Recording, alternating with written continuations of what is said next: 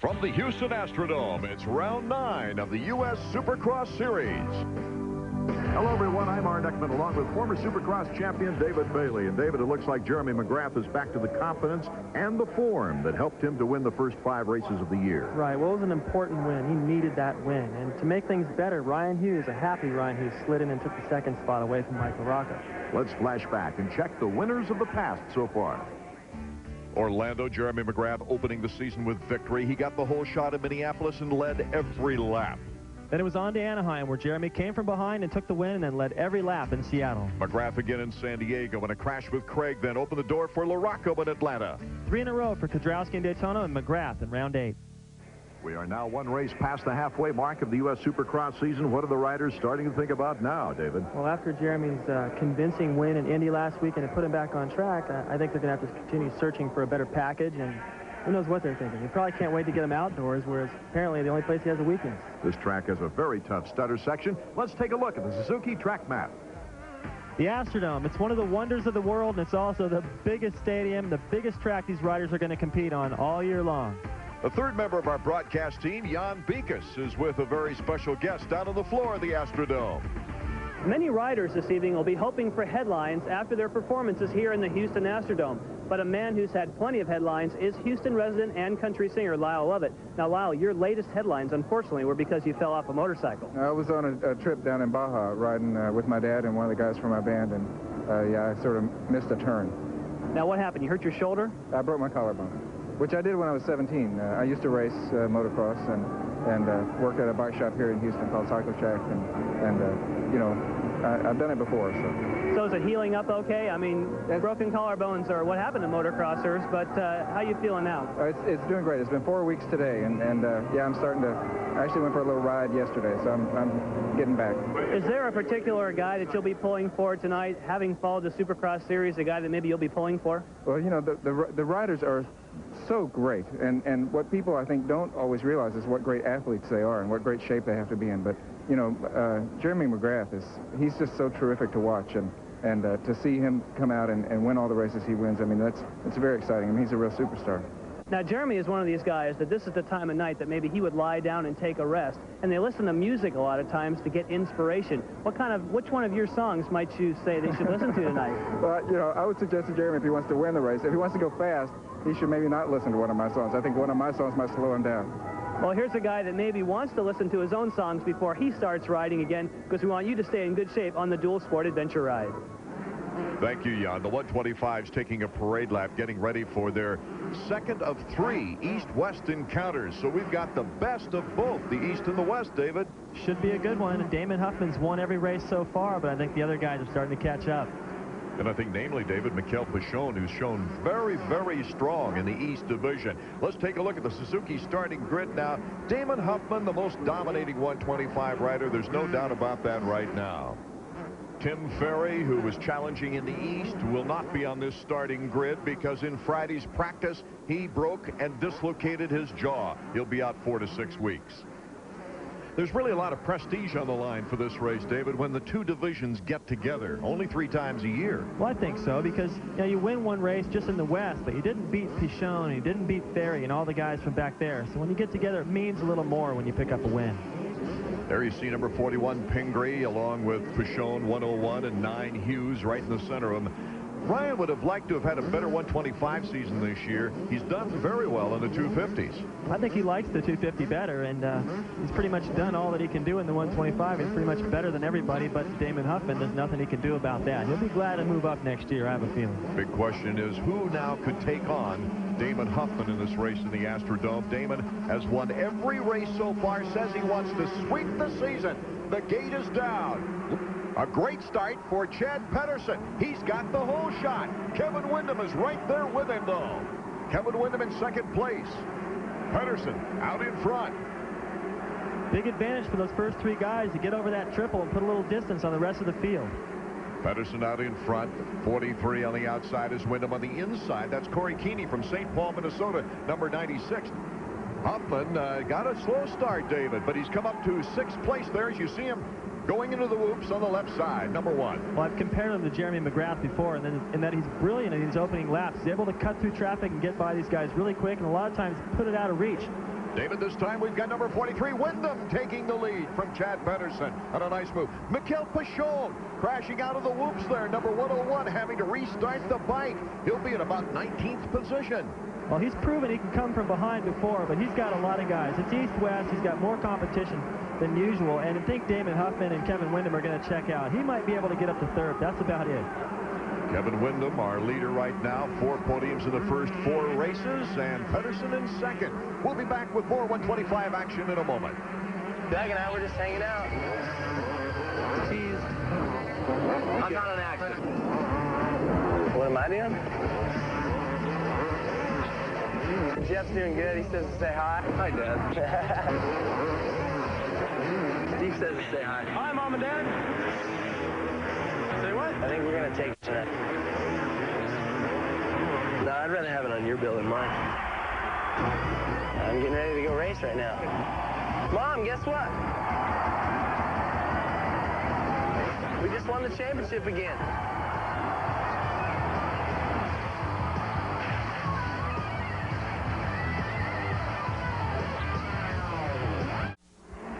Art Ekman, David Bailey, Jan Beekes from the Houston Astrodome as our 125 main event is underway. Kevin Wyndham, the leader. Chad Pedersen getting a little challenge from Corey Keeney there, number 96. But Damon Huffman, number 1, is the man to watch with Hughes on the move. Well, he is the man to watch, and he had a lot better start than Ryan Hughes. And Ryan Hughes right there makes a pass, and he is staying with Huffman. He hasn't been able to do that all year, and he's doing it now. I think these guys are going to be giving Kevin Wyndham a little company here in a minute. Maybe Ryan's experiences successfully on the 250s has given him more confidence coming back to the 125s as the East meets the West here in the Astrodome. Right there, Huffman making a little bobble in the corner, and I think that's allowing Ryan Hughes to get up in there. He's showing him a wheel, and that's going to make Huffman nervous. No one has pressured Huffman all year, and he's starting to show the effects of what that kind of pressure can create. Huffman currently in 5th position with Hughes in 6th. Really impressed with Ryan right now. He is doing exactly what he's been probably trying to do all season, but this time he's making it work. He's getting the pressure to Huffman while Huffman's still in traffic. Usually Damon gets out and gets to a lead, and by the time that Ryan works his way into second, or anybody else for that matter, he's gone, and it's just a psychological blow for these guys, and they can't close that gap. Right now he is in contact with Huffman. We've got a new look on the Honda track cam, watching them fly through the air, see who triples and who doesn't. Well, what we've done this week is we've turned things around. We've got a camera buried in the 3rd jump of this triple. We can't get anybody to volunteer to stand there and hold it, but it's a great angle. You see how much air they get there. You see a couple of guys aren't able to do the whole triple, and they're just riding through and doing the double jump. And you see up to the ceiling of this Astrodome. The place is huge. I'll never forget the first time I went in there. It's just, I always had good races there. I always liked the soil, and I always liked the size of this racetrack. Plenty of room to pass. Kevin Wyndham increasing his lead out front as we take a look at the 2nd place rider, Chad Pedersen. Pedersen out of Fort Dodge, Iowa. He's having one of his better runs and could prove to be an obstacle for Huffman as he tries to get up toward Wyndham. Well, he could try to hang on to the 2nd spot, but I don't think that's going to happen. Behind him, you got a battle between Damon Huffman and Ryan Hughes. You see both of them there battling. They're catching Chad really quick. Chad will probably be able to hang on to a top 5 finish, but these guys are on the move, and I think they're going to catch Wyndham. This is the battle for 3rd as Huffman has his sights on 2nd. He was almost 10 seconds back when he moved into the 3rd place position, but he's picked up the time there. There's an example we mentioned earlier. Some of the 125s unable to do that triple. Ryan Hughes had to ride through it. Hughes in 4th place. Wyndham still our leaders. We'll be back with 125 action in a moment. As we watch the future superstars of Supercross, the supporting class, the 125cc division. This is East versus the West. Number 43 coming up on a lapper is Kevin Wyndham. He has the lead. Chad Pedersen, though, is being challenged for 2nd by Damon Huffman. Number 9 is Ryan Hughes. And look at number 22 coming off injury, Robbie Rainey. And how about number 101, Michael Pichon? Remember, he crashed and was dead last. He's moved all the way up. Very impressive for him. And I want to point out that Wyndham still has about the same lead on Huffman and Ryan Hughes, but they have closed that gap to Pedersen. So Pedersen, this faster pace is really starting to wear on him. Fans can now see their favorite rider go through in our interval shot here. Pichon is showing me a lot of class right now, David. He had that crash, started back in last place, went from 19th to 17th in 1 lap, and then went all the way to 7th in the next 2 laps. He likes to pick his spots. He doesn't get rattled. Well, it'd be cool if he could pick his spot in the first turn and the first half a lap, because that's where he's missing it. I think he could have won probably all these races like Huffman had he been able to get off the line better. He's got the speed and the talent and the ability to pass. He's got everything, but he can't get those first few laps together. The same kind of thing is happening to LaRocco. Wyndham, our leader. And here's Damon Huffman, number 1. He is on track to intercept Chad Pedersen right in front of him, number 36. It looks like he started to pull away a little distance now from Ryan Hughes, who didn't jump that triple. We saw it a little ways back, and then he kind of made a mistake in the corner, and that's allowed Huffman to get away and focus on just being aggressive and right there to the inside, waste no time. Yes, David, Chad Pedersen giving him an invitation to take over second place, actually. Pretty much. You know, Chad's way up there, and he's running a faster pace than he's accustomed to. It's possibly a smart move. Just let the guy get by, burn as much as you can, and try to hang on to that spot and possibly end up with the top 5. That looks like he could do that. Big question right now is, can 43 hold on? He's been unable to extend his lead over the other riders. Kevin Wyndham has had some arm pump problems. He's gotten a little bit nervous as a rookie after terrific starts on the season. If these main events were only 10 lap start, I think Kevin would have won all but about the first round. He's gotten out to great starts, opened up a big lead, but he's a rookie, and he just hasn't been able to deal with the pressure yet. It'll come. Let's check on number 9, Ryan Hughes. After a second-place ride in the 250s in the last race, he boxes out to Chad Pedersen to take in third place. Well, unfortunately for Chad, he's given everyone an invitation now, and he's riding a good race, but these guys, it's a fast pace. It's east-west. He's got a lot of competition to deal with. There's a great race within a race right here. Robbie Reynard, number 22, and Mikel Pichon, number 101. Side by side. Here goes Pichon. You see how hard it is to get over that triple, and before they caught up to that, there was a tricky little section right there. Pichon kept the bike low, got the power to the ground, and was able to make that pass, and he has already opened up a big lead on Reynard already, and I think he might have his sights set on going to the front. They're not that far ahead. An unfortunate season for Robbie Reynard, peppered with injuries similar to last year, really. Shoulder problems, wrist problems. If he were a little bit stronger, he might be able to give Mikel a better match. Well, this is his first race back in the Supercross since his injuries. They're trying to keep him fresh for the outdoors where they think he might have a better shot, and already, look at that. He goes right back after Pichon and makes the pass. This is the battle, really, of the race. Robbie Reynard out of Oklahoma, and Mikel Pichon, the Frenchman. And as I watch these two guys ride, you know, neither one of them really looks like they're putting out that much effort. They're both very effortless. They hold real still and just make it look easy. Yet they're picking up on the fourth-place rider, Chad Pedersen, number 36. Well, I think Chad's got a lot of problems, but problems right now for Kevin Wyndham as he comes out of that corner, looks over his shoulder. He sees Huffman gaining. I think the Yamaha camp's in there biting their fingernails going, come on, we need to see a white flag. This kid can pick up his first win. I think his first win will really make a big difference for Wyndham. It should give him a boost of confidence, and possibly he'll be able to hang on to those. Here goes Mikel Pichon taking the inside, and once again, bar to bar, side by side. Now Mikel with the little advantage coming over the finish line jump. It must be a tough finish line jump to get over, because I haven't seen very many guys able to jump that consistently every time. And now it looks like Pichon has made that move stick. I just saw Reynard look over his shoulder. Now he's got company from Decker. Robbie Reynard standing up in the saddle. Looks like he's still feeling the effects of the injury. We'll be back with the finish of the 125 main right after these important words. Jan Beekes back for the 125 main event before the superstars take over in the 250. Kevin Wyndham is our leader, but his arms are tightening up. His rhythm is starting to go. He's thinking about the guys in back of him. Well, that's about all you can think about when you see him gaining on you. Every week he's got a big lead, and they give him the pit board that they're coming, and here they come once again. And you saw him make a little mistake there right as we come back from the break. And it looks like it is starting to take its toll, and he's starting to look around a little bit, not focus on going straight ahead. Mikel Pichon taking over Chad Pedersen after winning his battle with Robbie Reynard, and Craig Decker now is next to challenge Pedersen from behind. But Damon Huffman is picking up the interval with number 43, Kevin Wyndham. There you see Damon Huffman just not that far behind, and we will soon have the challenge for the lead.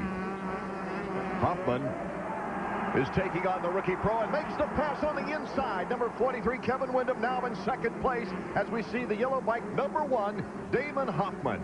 My goodness, he's been impressive and dominating this year, no matter if he gets a good start or comes from behind. No, he can do it all. This kid definitely proven himself on the 125s. He hasn't had quite that kind of success in the 250s, the same as Ryan Hughes, but it doesn't matter. Right now, he's got it all under control. And once again, things are going his way. It's obvious that Damon Huffman has gained a lot of maturity and learned a lot by staying in the 125s. After signing for his first factory ride in '93, Huffman won 4 Supercrosses. So it was only logical to think after winning the 1994 125 Western Crown, it's time to step up. It's time to take on the 250s. It was always been a dream. I think he probably wanted to go to 250s. I thought I wanted to. Suzuki's wishes were different. Not only did they want a #1 plate defending the crown, they thought it best for Damon Huffman to gain more strength and confidence. And they were right. Just one step at a time, and, you know, I make a lot of good winning bonuses right now with Suzuki, and I happen to be winning a lot of races, so, you know, I want to be making much more money in the 250 class, so that's not a problem. Testing the 250 waters this year, Damon gave us one of the most exciting get-offs of the season. But his 125 superiority, 4 wins in 4 races, has him believing in himself and aggressively reaching outside his shy nature. It all started within the Huffman family. He bought a bike for my sister and I to, like, share. It was a JR50, and I remember one morning we woke up and my dad was in the backyard. We had an all-grass backyard, and he had a Mako 400, and he made an oval track in the backyard, just tore up the grass. My mom went crazy, and we kind of learned I learned in my backyard, and my sister's 3 years older than I am, and she was going to race, but she kind of chickened out. Then my dad threw me out there instead. I was only 5, and it happened to be the World Mini. And back then, the World Mini was huge for Pee Wee riders, and, you know, I'm sure I got laps or whatever. Now he continually studies the sport's very best. Every week I watch Jeremy in the main events. It's kind of a new style of Supercross riding where you actually don't catch as much air. You stay a lot lower over the jumps, and you try to carry more speed. Different techniques going through the whoop-de-doos where you kind of blitz right over the tops of them, and everything with the bike and the new riding style, you're going just a lot faster around the whole track. Many times we see promising youngsters burn out or fail prematurely, not reaching the expectations of others. For Damon Huffman, patience just might be the key to superstardom. We're back to the Astrodome now as Damon Huffman has the pretty good lead out in front now. Kevin Windham and Ryan Hughes starting to battle it out for second. Number 9, Ryan Hughes, out to show that the West is best. He wants to take on that Eastern rider and get him on the podium in second place. The move inside. And Ryan Hughes, David, has done a nice job. He sure has. He's made a nice move to take over second place. Windham is pretty much notorious for fading late in the race, and the pass wasn't that difficult, but Hughes was fast in the beginning. He stayed with this guy here, Huffman, and it looked like he was going to make a race of it, but Huffman, so perfect. Hughes, those little mistakes start to add up, and he lost ground, and now it's going to look like his chances for winning this thing are very slim. Huffman with all kinds of time, acknowledging the fans. He wants to win them all this year. And, David, I think this is his biggest win of the year, really, as you take a look at his comeback performance. Well, he didn't get that good of a start. He had to earn it, and it's against everybody. Like we mentioned at the top of the show, this is the ones that count. The checkered flag. And you mentioned they weren't taking that finish line jump too big. No cross-ups today. No cross-ups. Hughes, second place. And holding on to third, Kevin Windham. Huffman's dominating. Schoen's fourth keeps him 12 points in front of Windham. Let's go down to Jan. Damon, that was a great ride for you. Congratulations on 5 in a row. I had you as far back as 11th on the start, but you still brought home a victory. Yeah, you know, I got blocked right out of the gate. I didn't get the best jump, but I got really lucky. There was a lot of openings for me, and I just hung it out a little and went for them, and it got me up to the front really quick. And my RM, it worked so great out there. I'm really happy with it, and as always, my mechanic, Tony Berluti, does an excellent job. Hey, is it more gratifying when you come from the back? Oh, definitely. I mean, it shows that you pass all the fast guys, and I'm really pumped. I think this is the biggest one for me yet. Congratulations. Thank you. Well, another successful outing for number 1. It looks like he's going to have that plate next year. Well, he will if he rides the 125s again. I hope he does. Never know. He needs to step it up. Yeah, a great ride for him, and a good ride by Ryan Hughes, who's been doing good in the 250s, not as good in the 125s. He got up there and made a race of it for a little while. Second ain't bad. Not on the podium, Craig Decker went from 12th to 4th place in his finish today. It's the 250s coming up. Here, 1992, number 8 Damon Bradshaw set the season record at that time with 9 victories, including the one here in the Dome. Damon likes this kind of soil, this clay, this nice tacky soil, a lot like what he rides on at home, and very happy about his win right here. And Guy Airtime Cooper taking second place. Check this out. Damon's pretty stoked with his win, decides to pull off a wheelie, a little Doug DeMocha's Wheelie King impression. The front wheel stops. You can see right there. I can tell you how hard it is to wheelie when the front wheel stops. Damon pulls it off. Highlights from qualifying heat number 1 brought to you by Suzuki. Now, each qualifying heat, the top 4 riders advance to the main event. All others head to the semis for an attempt at making the run for the money in the main. You see that rider right there on the outside holding his goggles out. This stadium is huge. It's very humid in there, and he's trying to keep them from fogging up before the start. Ready to go. In our highlights, Steve Lamson will take the early lead, but look at the start Mike LaRocco gets. And number 2 would get to the front before the opening lap ended. I think he's been watching these shows, and he's getting sick of me bagging on him for getting bad starts all the time. Pulls off a good start here. It's what he needed. Look right here. Doug Henry lands on the hay bale. Close call for Doug Henry right there in a battle with Mike Craig. That'll prove to be a tricky section for these guys tonight. Local favorite Jeff DeMent, number 77, went over the bars and failed to make the main out of this heat. LaRocco was leading, Lamson in second, Henry third, and this is the battle for the transfer spot. Larry Ward would send Craig to the semi right here with the inside move. An important evening for Larry Ward, with only a 1-point lead over Mike Kudrowski for third in the point standings. This young man, Mike LaRocco, second in the point standings, winning the heat race, and a good charge by Larry Ward at the end of heat number 1 on Doug Henry. Mike LaRocco, an easy 5-second win over Lammy. Doug Henry came from mid-pack for third after a big chase. Larry Ward fourth. Highlights from qualifying heat number 2. Saw another quick start from Team Suzuki's Ezra Lusk. He got the whole shot in front of Jeremy McGrath and led for a lap before number 1 would take over. No one's really pressured McGrath all year, but check out this move by Ezra Lusk. Up the inside. Excuse me, Jeremy, let me come through. Nice move, but watch what happens here. He makes a mistake, and Jeremy goes right back to the front. Jeremy continues his string of winning heat races all season long. Mike Kudrowski, when he was putting pressure on Ezra Lusk now for second place, and Ezra takes a big hit. The face plant right into the side of the hill. Lucky to get away from that one without getting hurt. That could be a collarbone right here as we take another look at it. Straight into the face. Oh, bent him right in half. He's lucky to get away. Jeremy McGrath also went down. Mistiming things there.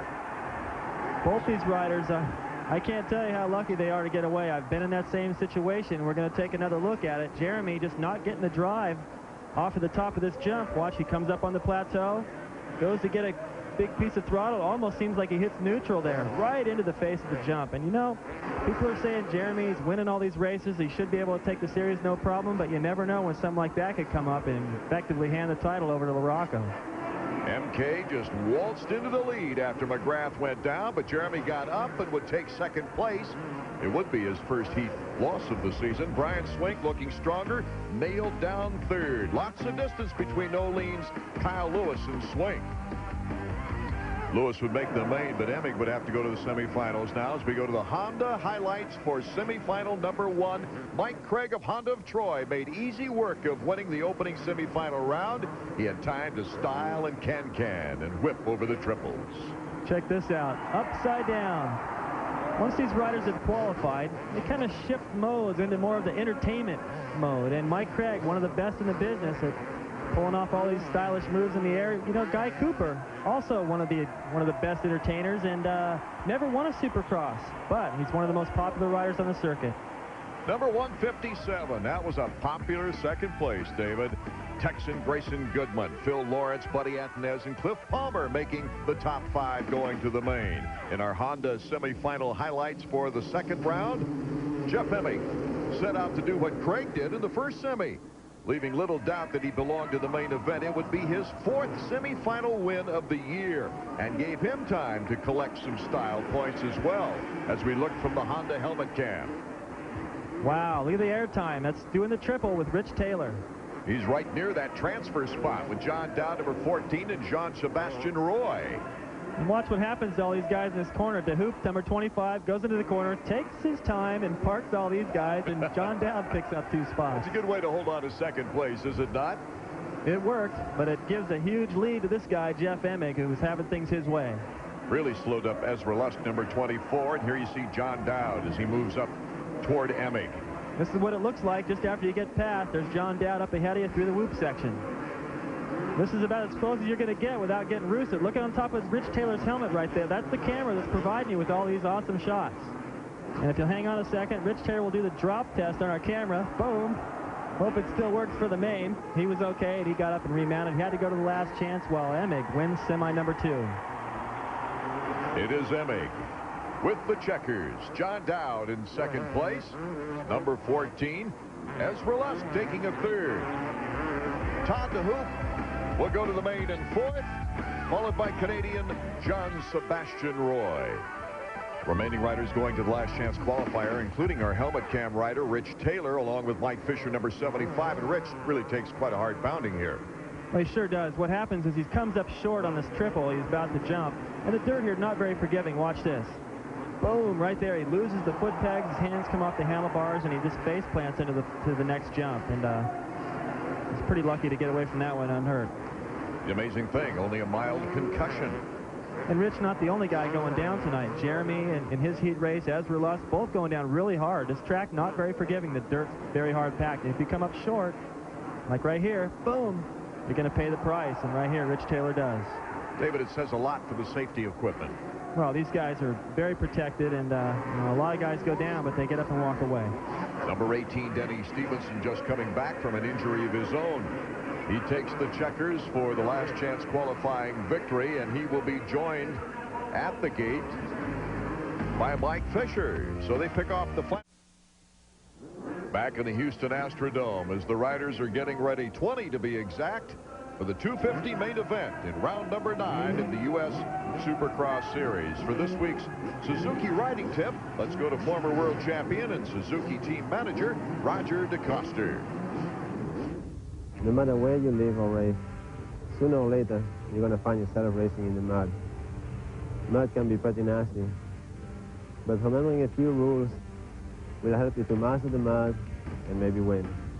The first rule of mud riding is to be smooth and keep momentum. Go with the flow, look for good lines, and be gentle with the throttle. Second, remember to look ahead. In muddy conditions, the track changes every lap. And good lines can become mud bugs in a hurry. By looking ahead, you can see where other riders are having trouble and ride around the problem spots. Correct body positions is also critical to success in the mud, because the ground can literally move around underneath you. It's important to stay relaxed and flexible. Stand up with your weight on the foot pegs. This will help you to respond faster to track requirements. While standing, you can lean forward to weight your front wheel in turns and shift back slightly to increase traction whenever it's necessary.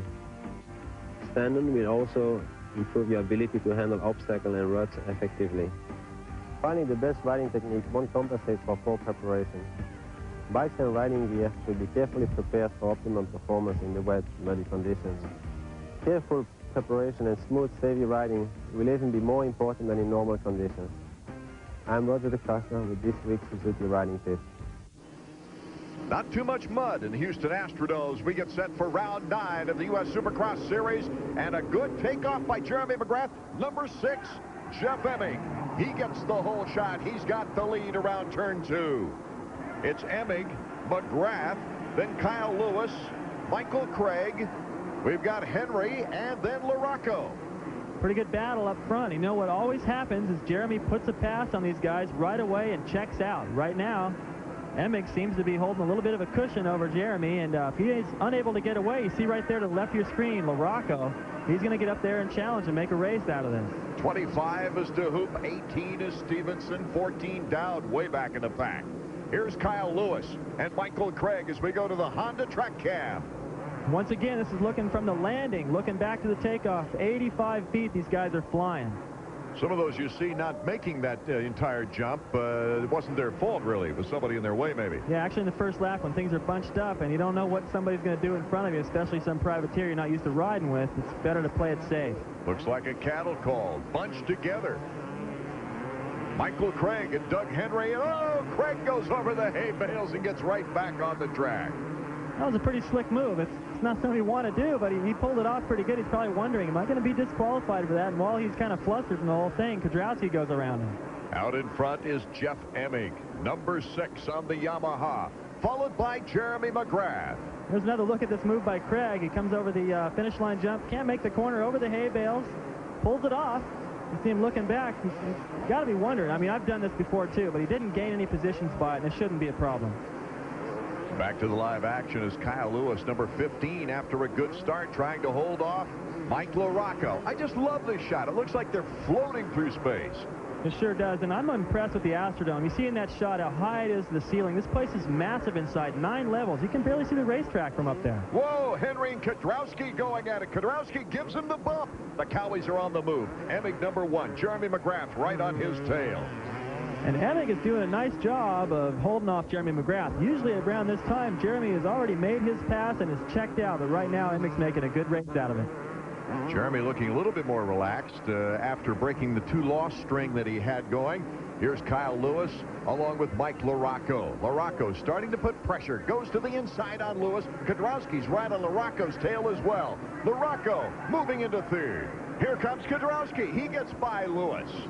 Following his teammate, looks like these two are going to go up and start challenging the leaders. And if McGrath can't get around Emig pretty soon, he's going to, a little sideways there by McGrath. You know, I think Emig's kind of taking him out of his normal flow. I mean, if you can get in there and interrupt McGrath's normal plan of attack for these races, which is just getting to the front and getting away clean, possibly you can take him out of sync, like what happened to him in Daytona and in Atlanta. Emig's best finishes on the year, 2 third places, 1 in Anaheim and 1 in Atlanta. And David, he's running as well as we've seen him run all season now. Well, no one can do much about McGrath, especially when it's just one-on-one like this. And right now, Emig's doing a good job. It's either difficult to pass out there or Emig's just riding great. Lewis stalling his machine. Henry goes by. There's 3 bikes, 4 bikes. DeHoop, Lusk, 6 bikes. He dropped quite a bit. Well, in the beginning, as we've pointed out a lot of times, when you make a mistake, all those guys are bunched up and they all go by. It'd be a lot better if he could make that mistake in the last few laps. As we take another look at what happened to Lewis, look at Henry on the outside. A lot of options. He decides to go wide. Good thing he did, because Lewis probably should have had his finger on the clutch there and just maybe a little lazy or caught him by surprise, but it sure did cost him a lot of positions. Back to the action of the Astrodome from the Honda track cam as we see them floating over the triple. Emig our leader, but Jeremy on the move. Round 9 of the U.S. Supercross. Jeff Emig is out in front. He's looking for his very first Supercross victory on the 250 machine. But look at who's behind him. Number 1, defending champion, 2 consecutive years. Jeremy McGrath is looking for a 3rd championship, and he's putting the heat on. Side by side. Emig gets the angle on the corner and boxes him out. Jeremy's got to be getting frustrated because he's got company from the Kawasaki camp coming up from behind, and he can't. I don't see any place on this racetrack where Jeremy's that much faster.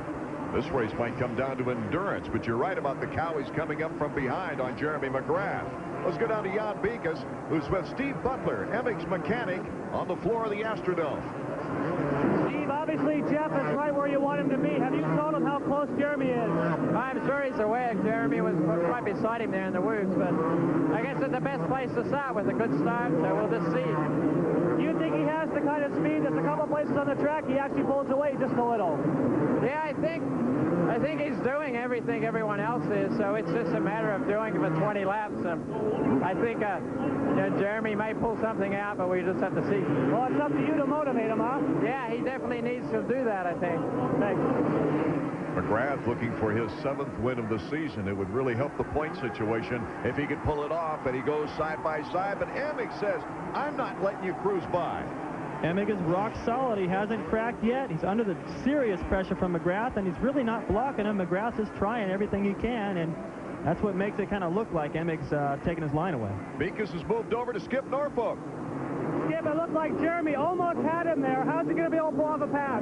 Well, Jeff's riding a really strategic race right now. He's taking all the lines away from Jeremy. Jeremy's got to figure a way to get around him, and now, because when these two guys are racing out front, it's going to give Mike and Mike a chance to catch him. Now, when the bike bogged in the heat, it didn't happen until the end. Are you pretty confident you fixed that? Yeah, I'm pretty confident we got it fixed. I made him hammer on it hard in the parade lap to see if we were going to do anything. I warmed it up and got it hot before we went out there. It seems to be working pretty good right now, but we'll see how it goes. Well, he's making it exciting. Thank you. 36,919 fans in the Astrodome are being treated to a tremendous competition right now, David. Emig, number 6. Jeremy McGrath, number 1. McGrath just looking at every turn, trying to get by Jeff Emig. And there he takes advantage of the opportunity. That was brilliant by Jeremy, because in the laps prior to that, he was going to the outside each time, and then he snuck up the inside and totally fooled Emig. Oh, Henry comes up short and goes down in his battle with Michael Craig. He was in 5th position when he hit the deck. Looks like he got tangled in to Craig, and it looked like it pulled a kidney belt out of Mike Craig's pants. Craig was lucky he didn't go down in the process. Jeremy McGrath, the leader. Jeff Emig in 2nd place. Another look. Yeah, these guys just get crossed up. It wasn't intentional or anything. Look, there you see the kidney belt fly out of Craig's pants. Craig almost went over the hay bales there. And Henry, lucky he didn't get run over by Larry Ward. Henry way back in the pack now as we return to the live action from the Astrodome. Craig up and running in front of Larry Ward. Ward has had a long way to come from the start, but has run a very consistent race. And he tries a block pass on Mike Craig. Mike Craig saw that coming and just rode right around him, but I think Larry Ward will be able to get around him. Right now, Mike Craig's kind of a wounded duck. I don't think he can be very aggressive after that move. Larry Ward got the whole shot here last year, led the race for 9 laps, ending up in 7th place. Right now he's got a battle on his hands with Michael Craig. Well, both these guys in unison through the doubles, and Larry Ward finally takes the measure of Craig, and it looks like he has a little faster pace there. Craig makes another mistake. Just a little flustered by that exchange with Doug Henry. He was lucky to get out of there without getting hurt. I mean, he's got a handlebar right in the side. Larry Ward making a slow slide from contender to 4th in the standings if he doesn't really do a good job here today. Well, he's got the Kawasaki guys up ahead of him, and that's going to drop him to 4th. Looks like he's got the speed to catch him, but he's still got a long ways to go. And right now, Emig is already starting to drop off the pace. A lot of guys can do the same thing Jeremy can do for a few laps, but they can't do it for 20, and that's what Jeremy's proven all year long. The question on our Honda stopwatch here is, can Larocco and Kondrowski catch up to 2nd place? It looks like they've got good momentum. Well, Emig's been riding pretty good all season, but the Kawasaki guys have proven to be faster. And I would think they're going to catch up and make a race out of it, although it took Jeremy a long time to get around him. Lamson, Lusk, Dowd, Swink. You see Lusk right there having trouble with these sections. Swink right there really fighting it. This whoop section kind of, it goes up and then back down. It really forces these guys to be on the money with their timing, and that's what McGrath does so well, and that's where he's making up time, which set up his pass earlier on Emig. Despite lots of room across the track, it is a treacherous one. These riders kind of find their favorite line through there, usually where it's worn out, right around here where Stevenson's running, which is where Emig was going. But what makes McGrath so strong is he just goes wherever he wants, and he was still gaining time on these guys. Jeremy McGrath, our leader, looking for win number 26 on his career. Back in the Astrodome, Art Ekman, David Bailey, and Jan Beekes is Doug Henry. Got some problems. Well, you remember he got together with Mike Craig, and he must have bent the handlebars. You see right there is mechanic Pete Steinbrecher trying to straighten things out. Figure he'll gain more time by straightening it out and finishing the remaining laps than he would by riding around with it all twisted. And bad luck. We had this same problem in Minneapolis, I think, where he actually broke the handlebars and was unable to finish. But it looks like he's going to drop a lot of points tonight. What a mechanic won't go through to straighten a set of handlebars. Wes McCoy, the team manager, looking on. Well, he needs to get Larocco's dad over there. Remember last week, Larocco, I think he has a little more weight behind his kick. Now, Mike LaRocco Sr. almost totally rebuilding that bike to get it ready in time for the main event. Bike number 2, as you see in our picture. Right now, Jan Beekes is moving his way over to Steve Butler, Emmig's mechanic. Steve, Jeremy has gone by, but now you got to worry about LaRocco? Yeah, not only LaRocco, but Kudrowski also. 2 Kawasaki's back there, and we're not even halfway yet. Now, is Jeff starting to slow down a little, or did Jeremy just turn it up a notch? I think Jeremy just kind of set him up in the whoops, and that appeared to be Jeff's slowest spot. But well, certainly, Jeff has been a tough guy to pass. Maybe he can hold out the Kawasaki. yeah, he may even pick up on what Jeremy's doing and get going a little bit. Yeah, I like Steve's attitude right there. I mean, it's kind of wishful thinking that Emig can hook on to Jeremy, but that's what they need to do. That's what few riders have done this season, and that'll keep him from focusing on too much on these guys, which could probably suck him right up to his back door. The real battle within the race is right here. Number 2, Mike LaRocco. Number 7, Mike Kudrowski. LaRocco still feeling the effects of that crash with Henry at Indy.